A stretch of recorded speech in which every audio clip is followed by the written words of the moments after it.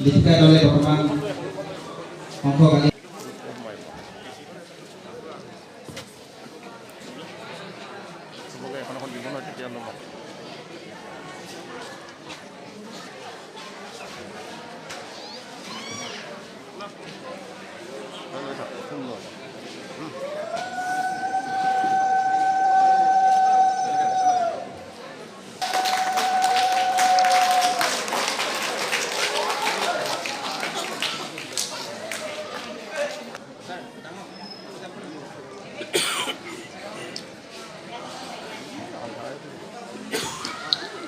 গ্ৰন্থ উন্মোচনী ইতিমধ্যে মই নাম ঘোষণা নকৰোঁ, যিহেতু উন্মোচকে উন্মোচন কৰিব আৰু গ্ৰন্থৰ গোটেই কথাখিনি তেখেতে পৰ্যালোচনা অকণমান কম সময়ৰ ভিতৰত আগবঢ়াব।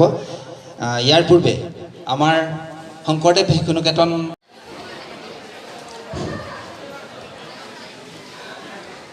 ৰূপোৱালী সাজ পিন্ধা বগীনদী বিদ্যানিকেতনৰ শুভাৰম্ভণি অনুষ্ঠানৰ সমবেত সদৌতিলৈকে আমাৰ তৰফৰ পৰা প্ৰণাম, সেৱা, কৃতজ্ঞতা। সভাত উপস্থিত বিদ্যালয় পৰিচালনা সমিতিৰ মোচাহাৰী ছাৰ, বৰবৰা ছাৰ, গ্ৰন্থৰ প্ৰণেতা মহান কবি গোপাল চন্দ্ৰ দলে ছাৰ আৰু সদৌতিলৈকে মোৰ প্ৰণাম যাচিছোঁ। পূৰ্ব কবি অপ্ৰমাদী মাধৱ কন্দলী বিৰচিলে পদ ৰাম কথা, হস্তিৰ দেখিয়ালাত সখা যেন ফাৰে মাৰ্গ, মূৰ ভৈল তেহনয় অৱস্থা। মজিনে পৰহি সন্ধিয়া গৈ মোক ক'লে, এখন কবিতাৰ সংকলন আপুনি উন্মোচন কৰিব লাগে। মই মজিনক ক'লোঁ, মই অল্পমতি, মই কবিতা বুজি নাপাওঁ আৰু লগতে থাঙাল কছাৰী স্বায়ত্তশাসন পৰিষদৰ দায়িত্বত আছোঁ। গতিকে মই যোৱাকালি ৰাতি আহিয়ে ঘৰ পাইছোঁ। কবিতাখিনি মই পঢ়িবলৈ সময়ো নাপাওঁ আৰু কবিজনক মই চিনিও নাপাওঁ। তথাপিও মজিনৰ কথা ৰাখি মই আজি ৰাতিপুৱা 3টা বজাতেই শোৱা পাতি এৰি ছাৰৰ কবিতাৰ পুথিখন হাতত তুলিলোঁ। ভাবিছিলোঁ পলকতে 29টা কবিতা পঢ়ি শেষ কৰি দিম। বহু মন্দ কবি যশপাৰ্থীৰ এনে বহু কবিতাৰ সংকলন মই কিমান বাৰ যে উন্মোচন কৰিছোঁ, কিন্তু মই 3 ঘণ্টা জুৰি মাত্ৰ 3টা কবিতা পঢ়িবলৈহে সক্ষম হ'লোঁ। আৰু মই প্ৰৱেশ কৰিলোঁ এনে এজন বিৰল কাব্যিক ব্যক্তিত্বৰ মন, মগজু আৰু হৃদয়ৰ নিভৃত কোণত, যি এজন স্বভাৱ কবি, যি বিকশিত প্ৰবুদ্ধ প্ৰজ্ঞা, তেনে এজন কবি সত্তাক মই সামান্য অল্পমতি হিৰণ্য সভা পণ্ডিতে নিৰ্বাচন কৰিবলৈ যোৱাটো বাতুলতা হ'ব, সেয়া মোৰ ধৃষ্টতা হ'ব। তথাপিও 3টা কবিতাৰ মাজেৰে মই যি পালোঁ আপোনালোকৰ আগত সংক্ষেপে কওঁ। ছাৰৰ বয়সৰ লেখেৰে ৭৬ বছৰ, কিন্তু ছাৰ আছিল আজন্ম কবি, আজন্ম প্ৰেমিক আৰু আজন্ম সমাজৰ মংগল সাধক। এনে এজন মংগলদায়ক মানুহে জীৱনৰ বিয়লি অস্তৰাগৰ সোণোৱালী আভাত জীৱনৰ সঞ্চিত অভিজ্ঞতা অনুভূতিক এক মহাকাব্যিক ৰূপত মাত্ৰ এখন কবিতাৰ সংকলনৰ মাজেৰে আপোনালোকক উপহাৰ দি গৈছে, যি অসমীয়া কবিতাৰ ধাৰ নিচিকা বুৱতী খুঁটিত এক উল্লেখযোগ্য সংযোজন। দেৱকান্ত বৰুৱাই মাত্ৰ এখন কবিতা পুথি লিখিছিল, সাগৰ দেখিছা।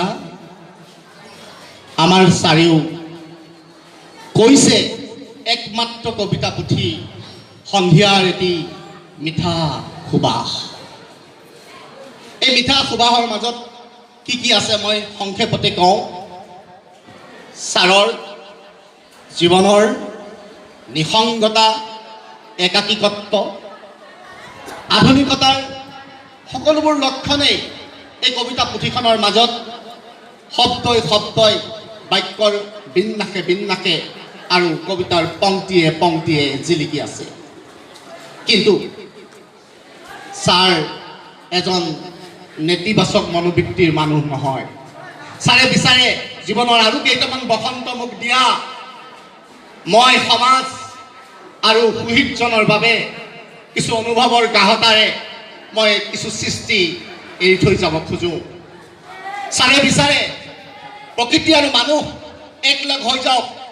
ছাৰে বিচাৰে যে আমাৰ পৰম্পৰা, আমাৰ সভ্যতা আৰু সংস্কৃতি নতুন পুৰুষৰ মাজলৈ ৰূপান্তৰিত হওক।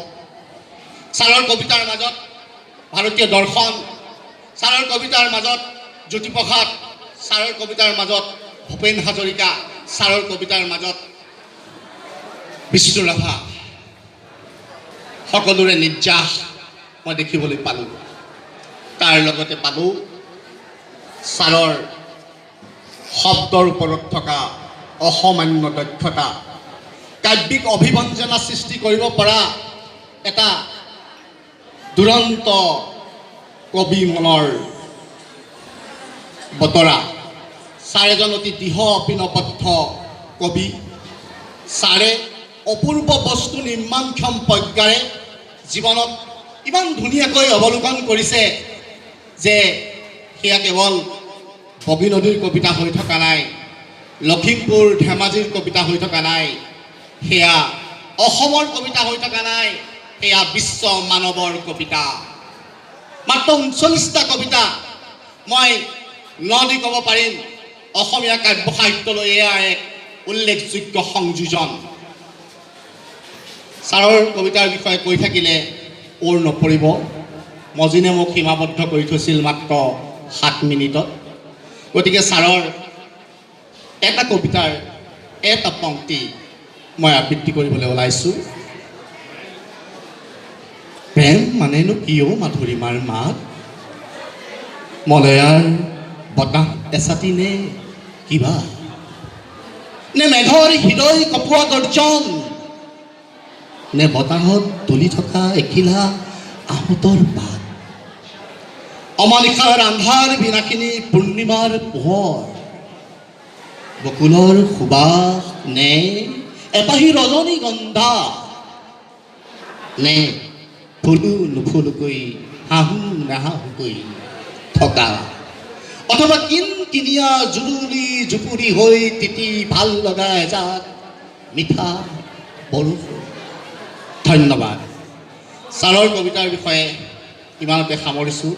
মোৰ যদি কিবা ভুল ভ্ৰান্তি হৈছে দলে ছাৰ ক্ষমা কৰিব।